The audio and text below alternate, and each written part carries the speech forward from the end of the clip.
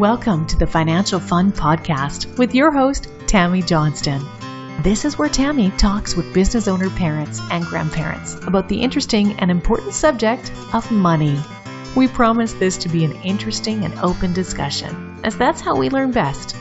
And now, here's your host, author of the Financial Foundations. Financial Foundations is a series of books to teach kids about money, goal setting, and living a balanced life. Find out more at financialfun.ca. Here's Tammy Johnston. First things first, I would like to thank all of my listeners that have subscribed and reviewed my podcast and invite you to subscribe and review if you haven't yet. I appreciate you helping us to get the word out and making financial literacy a safe and welcoming subject for kids and adults. Second, please check out my podcast website, financialfun.ca, where you will be able to access past shows, find out more about me and our guests, as well as purchase the beautifully illustrated Financial Foundations books that teach kids about money in a fun, healthy, and holistic way.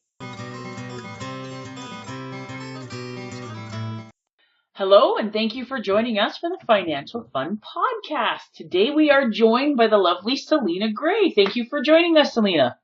Thank you so much for having me. So, Selina, what is your business? What has you passionate? My business is Moneyboss. And just like the title says, I am so passionate about money. I've been a CPA for well over a decade now, and that has just evolved into this focus on really helping people understand their relationship to money on three distinctive ways. It's through the mind. So I like to say that's through numbers, which seems logical. Most people think of money being numbers. And then through the heart next, which is ways people think about money as to values in their life, how it shows up and what's important. And then lastly, your gut, which for me is a gut check to make sure it's really in alignment with your life and what you actually want to do so that money is flowing in your life in a meaningful way. And so that's a very untraditional CPA approach. And I came to that, really from a love of numbers and money as a young child, and that evolved into accounting. And I had worked for my dad's small business and loved it. And that morphed into really me becoming a severe workaholic, being completely obsessed with money in all the wrong ways, looking for validation on the outside with praise and power. And it ended up making me so physically sick, I almost lost my life. Oh. And so since then, I really became a student of conscious wealth. And so for many years now, I've had this company and really harmonizing money in a different way so that money doesn't always need to equal power. It's harmony for your life. Oh, I absolutely love what you were doing. You were preaching to the choir here. Wonderful. Completely preaching to the choir. And what is your family situation? So I have two daughters. I have a 9-year-old stepdaughter and a 3-year-old little girl. And I'm always, helping them with money. And my partner, Chris, has a couple of businesses as well. And he's really ingrained. And we have very regular money conversations in our family. So what are some of the conversations you're having with a 9-year-old and a 3-year-old around the subject of money? Because a lot of people think that kids aren't interested, kids don't understand, and I'm going, no, they're completely into it. But what are the conversations you have in your household with the kids? Well, there's so many different layers. Like, we don't even understand how money shows up in day-to-day life. Like, when we're out and about, kids always want things, right? And so we can have conversations on what's really important about prioritizing those things and having honest conversations about how to use money for all of their life, both today and in the future. So the 3-year-old, as soon as she stopped consuming money, I literally started teaching her about it. And she regularly plays with it, talks about it.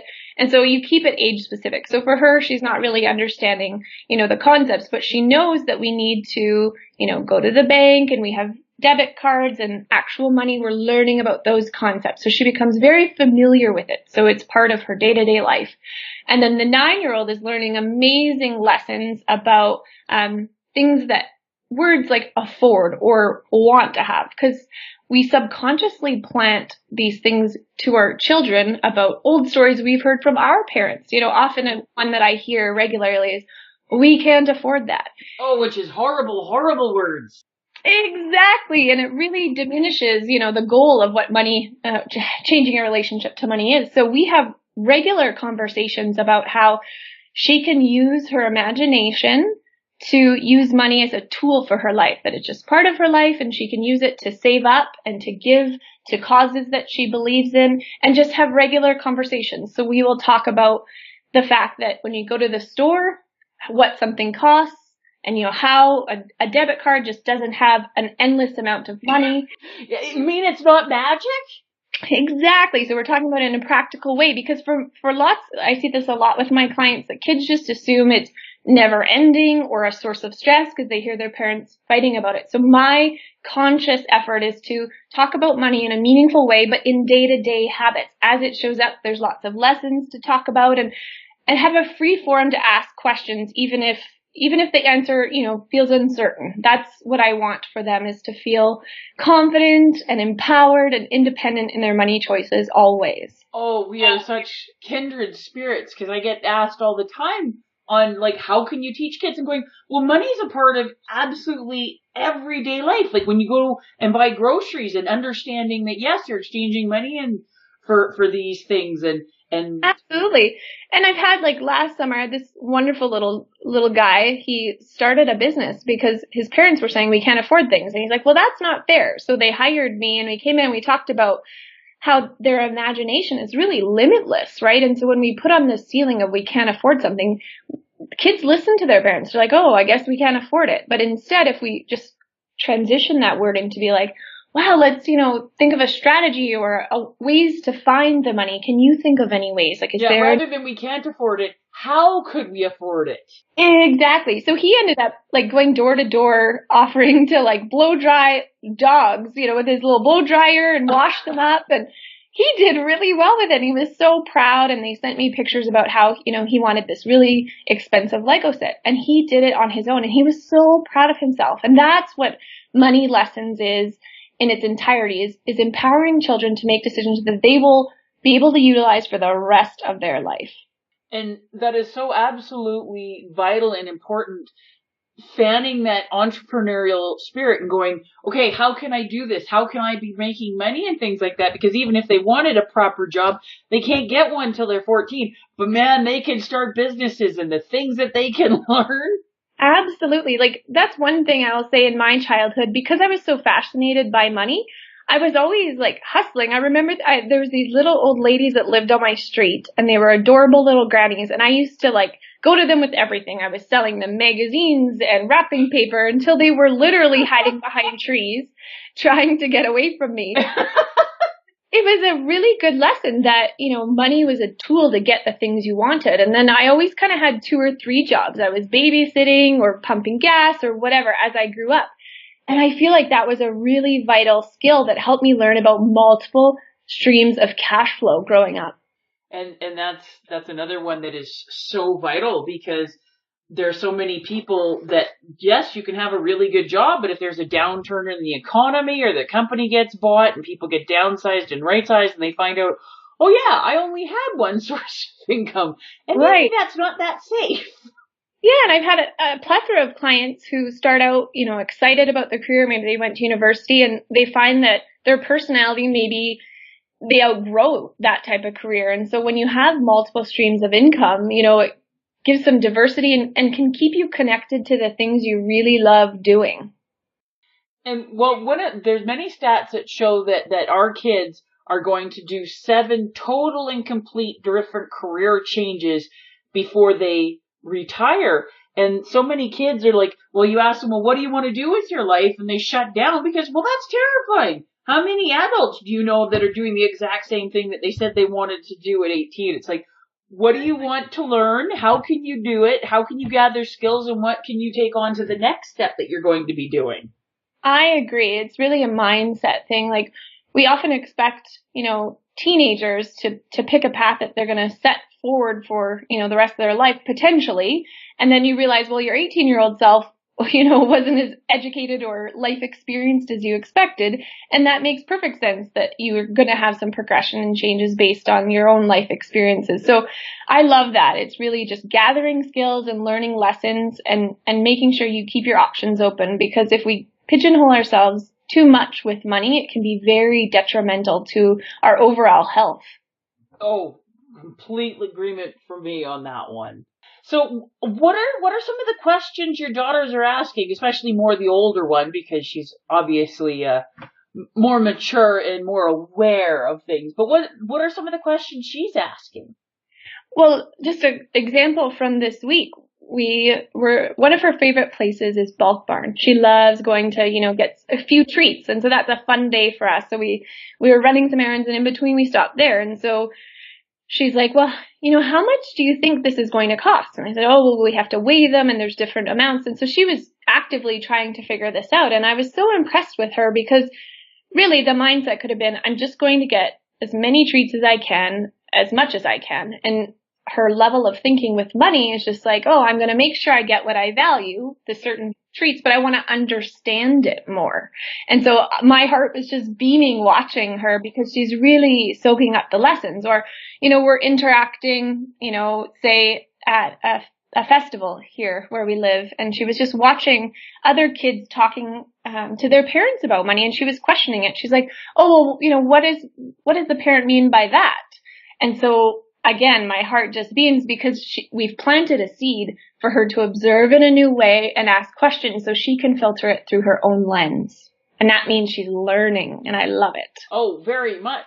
And how does she interact with her friends and stuff? Because you guys are in a very money progressive household, which is absolutely wonderful, but you guys are outliers. So right. How is she interacting with her friends that chances are they're not in as a financially progressive household, because that's more the norm? Right. I think that's, coming. I haven't gotten as many questions about that. She does ask, but I think, when her friends come over, because, they know a little bit about my business, they start asking questions, and we have good conversations about how money shows up in their life. So I think she likes to bring up what I do for work as a talking point to her friends. So that makes me feel really good, because it makes me feel like she's secure with money. So I can't wait to watch that blossom over time. I think we're just at the beginning stages, but even though it's, on her mind, is such a win. Well, and it's on her mind in a positive, healthy way. There's so many kids that are stressing about money because, like you said, they see their parents fighting, or their parents are doing everything they can to shelter the kids from it, and they think that they're not noticing and picking up on it, but oh, they are. They are, and they take on the energy. Like, if it's really negative energy, they take it on, and it's, in my opinion, it's far better to have them learn the lessons younger, so that the scope of the financial disaster is much lesser than if they were just, testing it out in adulthood. I've seen all kinds of disasters that way. And her dad is really active role in this too. Like he'll be like, okay, on Saturday we're going to go to the rentals and we're going to, pick up this set of key. And so she's learning, about the multiple streams of income and knowing, that that's just commonplace and, talking about what she might be interested in. And so it's just, I feel like a really healthy conversation, and one that I'm so happy to be a part of. And how does that work with when she's spending time with her other family, her biological mom?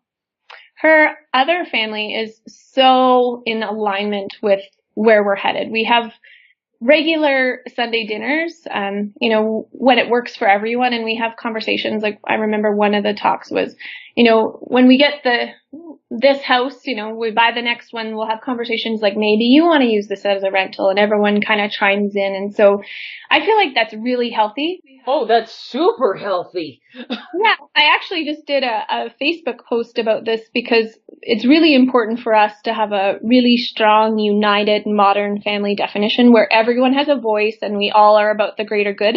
So, like, I have a Facebook group. She's a money boss. My daughter's biological mom is in that group, and she's very supportive of it. And we have honest, real conversations about it. And sometimes, because life is not always perfect, it's all about the greater good. That's the important part, and we all agree that money is a part of it. So. Well, and the fact that you guys are being realistic and open and working for the benefit of the kids, which is so wonderful. And when I see that happen, it's like the best, because just because the relationship didn't last with the parents doesn't mean that it needs to be negative and can't move forward and be positive. Agreed. When parents are fighting and all the backbiting and stuff, that is so bad for absolutely everyone. Yeah, and our mandate is really like, then there's just more people to love and more love for the children. And like my 3-year-old has no idea that they are, that is not her entire family. She just is growing up with more love. And I think that's wonderful. And if we can, as grown-ups, have honest conversations that better children with money or life or whatever, it's all going to benefit them and give them, the confidence and the independence to make good choices in the future. So with you being a money boss and the teaching and the kids and stuff, like, it's really easy to deal with things when it's your own kids. But what are some of the things that your clients are asking you about in dealing with kids and money and the questions that they have? Absolutely. So a client this summer is wanting to empower their 13-year-old because that's a really important time where, you've got a really, high pressure friend group trying different types of things. And so they engaged me to work with her to find her voice around money and really talk about the things she wants to do. So we've got a plan to really implement some financial yoga. So you take the principles that, bring in meditation and really journaling to figure out what you like and really use it in a way that's specific to her age group so she gets to know herself and what choices she can make and use that to make the family stronger. So then we take her beliefs and bring that up to the family unit and then make sure, for example, the family decided for her to have an allowance. So then we automated it so she gets paid each and every day so she can rely on that money. She knows it's coming. It's treated as though it's a salary. So then she can make choices and not hound her parents for money and really give her that independence and a tool belt to combat some of the peer pressure. So you said financial yoga. That's not a term I've ever heard before. Tell me more about that.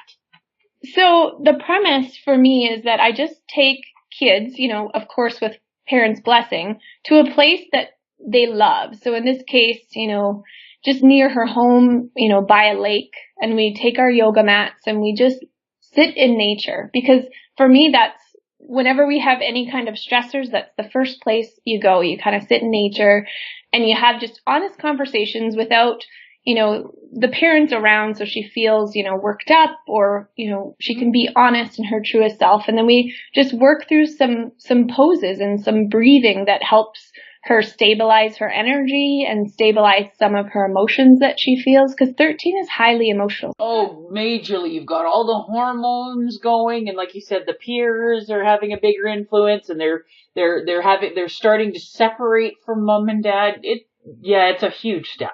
So it's just giving her a toolkit. So like if, she's feeling a little bit overwhelmed, she can, do some of that yoga practice for herself in her room. And I relate that in all age groups. So even for adults, I talk about financial yoga, but just rephrase it in a way. I call it, the analogy is like if you've ever gone to hot yoga and you walk into that room and it's just warm and inviting and the energy feels good and you're going through your practice and you come out feeling balanced and grounded and excited about, starting your day. That is exactly the analogy I hope for when we do financial yoga. We target some of our wins and some of the things we do really, really well and some of our goals and what we want to work on going forward. So it's positive. It's really enforcing using your mind, your heart, and your soul to change your relationship with money at any age. Oh, that is so interesting. Yeah, I practice it myself and I strongly believe in it. And I love watching how families put their own spin on it because for me, a relationship to money has to be of your own understanding. So you can take some of these tools and use them for yourself and then add a few more. So that's what I'm excited for her is, she's currently on vacation. So I told her, I said, pay attention to the things that really excite you about money while you're on vacation and journal about them. And then when we're doing our financial yoga, we can come back and really work at that at a deeper level together. So it makes her feel excited. Well, and that's how people need to be. Like, so many people are, money is negative, money is fearful, it's stressful, it's all the bad stuff, and they don't have the energy to embrace the positive stuff, and to have the creativity and the wherewithal to deal with it. They abdicate their responsibility and avoid it, and then they wonder why they have stress and trouble. Exactly. And for me, it's about starting within first, because when we're centered, we can weather any storm. And so it's getting a set of tools that help you reframe your money relationship, because we don't realize how all the noise of money in society, the marketing, the interactions in childhood where we don't learn budgeting in school or how to do our own taxes. And, your parents may be saying, we can't afford this, or money is evil. It all imprints in our subconscious. And so when we make an active choice to see money with a new lens and start using some of these guiding principles that I believe in to reframe that relationship with money, everything becomes calmer, because just like we discussed, money is in everything. So for a lot of clients, very high net worth clients, they've reached out and said, look, I've got the money, but I still have the high stress and I really need to work through that. And when you are feeling good about yourself, your money kind of harmonizes around you as well. Oh, everything. When I'm dealing with clients, the biggest part of my job is the counseling, because I'm putting together the plan and doing the numbers. That's easy. But if you don't have your life set up, if you're not emotionally prepared to deal with it and go forward, there's no point, because you're not going to stick with it. 100% agreement. So many people will be like, oh, I'm overspending, and then I tighten it up, and it's just like a form of dieting. And instead you're using money. Very unhealthy. It makes things worse. Yeah, and you're not getting to the root of the problem, which is how you view money. So starting with that first can really change everything. And I've seen it, with hundreds or thousands of times over the years. And that transformation really changes everything, and it's beautiful. And that's why I'm so excited about money, because you can literally change your actions today, and it will impact you going forward forever. Oh, wonderful. So to wrap up, if you could make sure that kids know 3 things by the time they graduate high school and they're going out into the adult world, what are the 3 things that you would say kids need to know in order to be financially successful? Oh, that's a loaded question. Of course it is. There's so many things that come to mind, but I think one of the first ones, if you're 17 years old and you're like finishing up high school, to say, embrace all of the lessons. You're going to make mistakes, learn from them. You can make financial mistakes and you can recover from them. We make mistakes in the rest of our life. This is the same thing. You just need to make sure you learn the tools and take those lessons and do better. Secondly, I would say trust your gut. I think that's where I fell short. I was such an overachiever with money, and I ended up getting obsessed with the numbers side of it. And so learning to really trust your body and your intuition is a skill that is underutilized. So if you keep up with, the meditation and the practice and working hard at that, trusting your gut is going to be a useful skill set for the rest of your life. And then thirdly, develop a money dream team for yourself. And that dream team is going to be a set of experts that can really help guide you and make sure you're checking into your money goals and making sure things are automated, and you can ask questions in a meaningful way. No matter what, you have people in your court. So that could be, from moment one, sitting with a certified financial planner. And that could sound intimidating, so that's when parents can really come in. But that's certainly what I would tell my 17-year-old self, is get that dream team, a CFP, so you can start a savings plan right away. And really working with a money coach is the second piece, to help you learn cash flow and your values and how you'd like to spend money, so that when you get with a partner going forward, you can have honest conversations about that. So you're educating yourself on regular cash flow. And then adding to the dream team as needed. Like if you're an entrepreneur, you should have a bookkeeper. So just keeping that in your tool belt is just empowering yourself to make decisions, and you don't always need to do it alone. Well, thank you so much for taking time out of your day to be on the podcast. It was great having you. Thank you so much. It's been so much fun.